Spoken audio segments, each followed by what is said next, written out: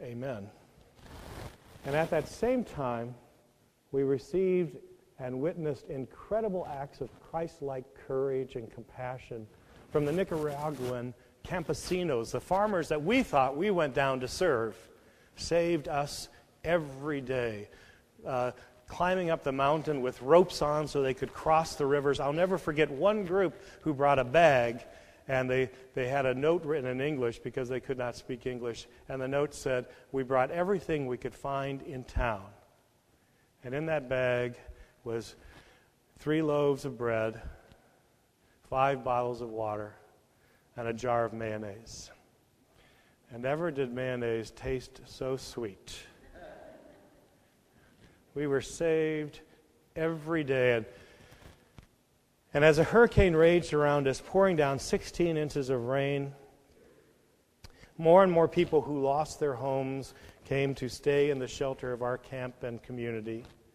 And together we sang and prayed and had a Halloween party and discovered our individual gifts and encouraged each other, translating from Spanish to English and English to Spanish, but often communicating in ways that needed no translation as we bridged barriers of language and nationality, religion, tradition, racial and ethnic and economics.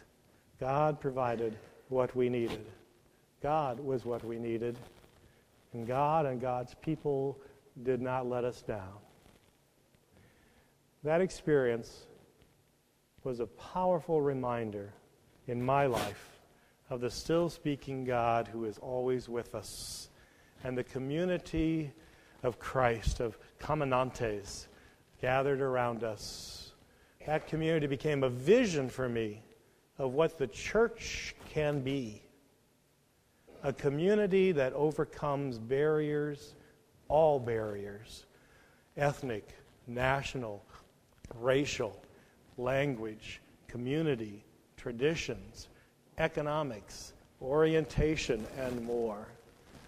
Sometimes it takes a strong storm to remind us of what we take for granted every day. Every day. We are saved by grace, hallelujah, and sustained by faith and strengthened by the Spirit of Christ and Christ-like compassion of others.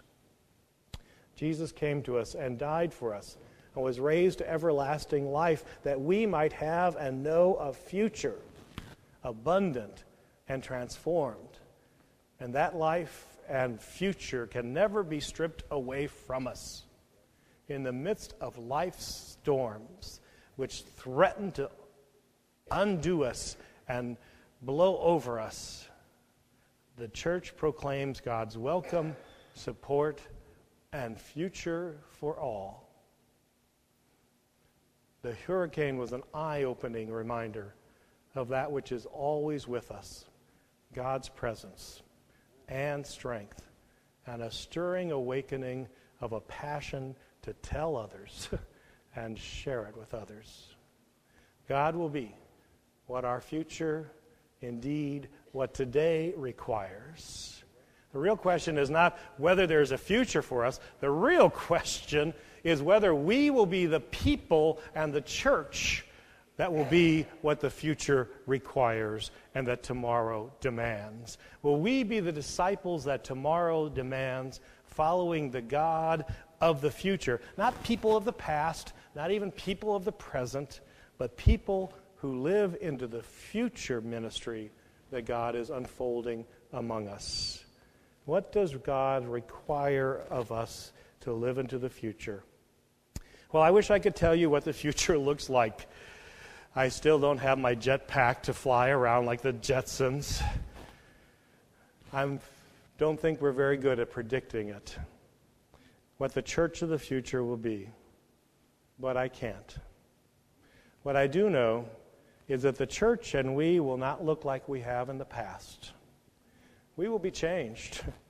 Just like the wandering community that followed Moses across the Red Sea and into the wilderness, we will be different when we come out from where we have begun.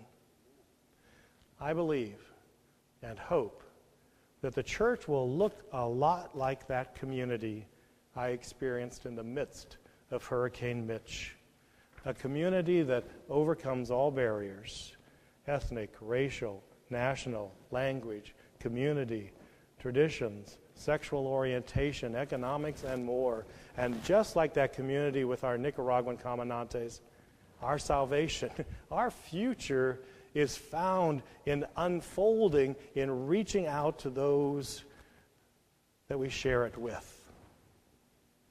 Of course, why am I preaching to you today? You know what it means to be a people of the still speaking God, who will be what our future requires. It was just a couple years ago that this congregation was asking about the future, about its future. Is there a future? And now, trusting and following the God who's still speaking, you called Carl Wallace here to serve as your pastor and lead you in renewal, reaching out to the community, extending an extravagant welcome. You have sought to build a congregation that crosses the divides of race, economics, and background. Responding to God's call, you continue to grow in your welcome and outreach to all God's people. I love the new welcome signs out in the parking lot. You know, the last time I was here, you couldn't see the welcome signs because they were covered by the bushes. Now they're uncovered. They have that wonderful heart that says, honored guests. Indeed, that was really welcoming as I drove up here today. You took the risk to be the people of God who would be what tomorrow demands and what the future requires. Now, probably you're asking, are we there yet? Is this God's future? Is it here now? As you become the missional church that the future requires, reaching out beyond yourself to the new community, the book of James reminds us how to care for each other, for the congregation, for the disciples, and becoming the church that the future requires is not easy. It's hard work, and it takes time and effort. And the book of James ends with some rather non-dramatic, but not to be forgotten recommendations for a community waiting for God's future among them, as they said in the book of James, for the coming of the Lord, for the future that God has for us. And James wrote, be patient. Don't grumble with each other, but care for each other and pray. Unremarkable, but not to be forgotten words. Be patient. Remember that Moses and the Hebraic people spent 40 years in the wilderness before entering the promised land. Be patient. We want our change and we want it now.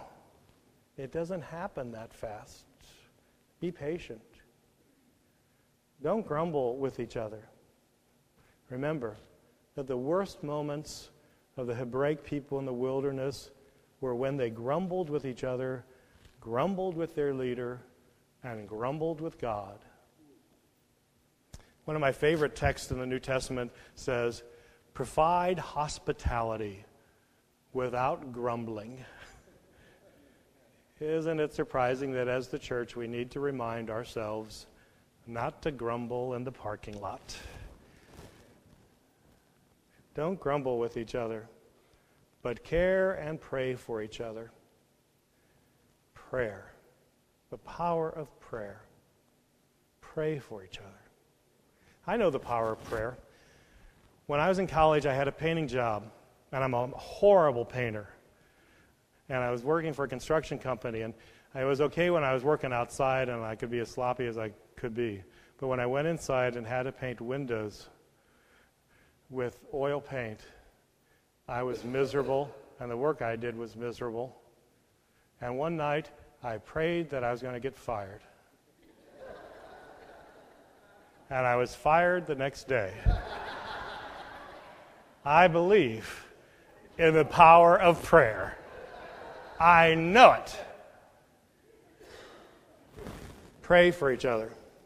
Pray for those you are reaching out to. Pray for this church. Pray that you become all you can grow to be become the people that tomorrow requires by following the still speaking God who will be what our future demands.